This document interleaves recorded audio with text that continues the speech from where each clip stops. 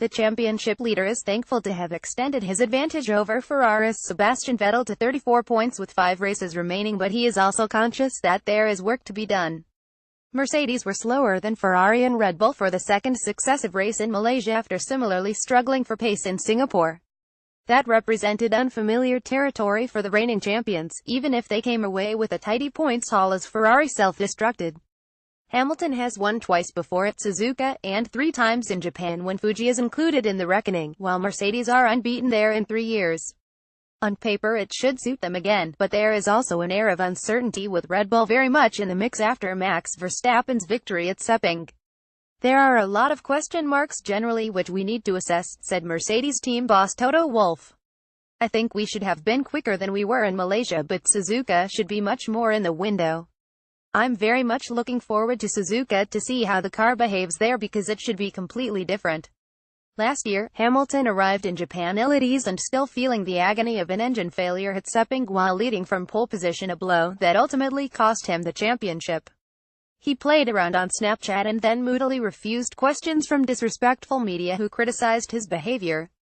This time he is riding a run of good fortune, with an opening lap crash for Vettel in Singapore dealing the German a significant setback in a race that the Briton went on to win. In Malaysia he finished second after his rival raced to 4th place from last on the grid due to a power unit problem in qualifying. Vettel had a new engine for Sepang, and the 4 times winner in Japan will expect to be kick on Sunday, with fears for his car's gearbox subsiding since he and Canadian Lance Stroll collided on the post-race slowing down lap. It's been a difficult weekend, but nevertheless the speed is there, said the 4-time champion, who has 4 wins this year to Hamilton's 7. But both he and Hamilton also have to contend with a resurgent Red Bull.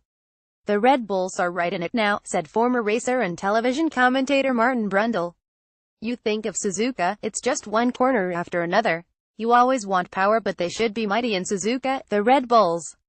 Sunday's race will also be Honda's last home Grand Prix as power unit suppliers to McLaren, with the Japanese manufacturer set to tie up with Toro Rosso next year. The Woking-based team head into the weekend having chalked up their first consecutive points finishes of the season.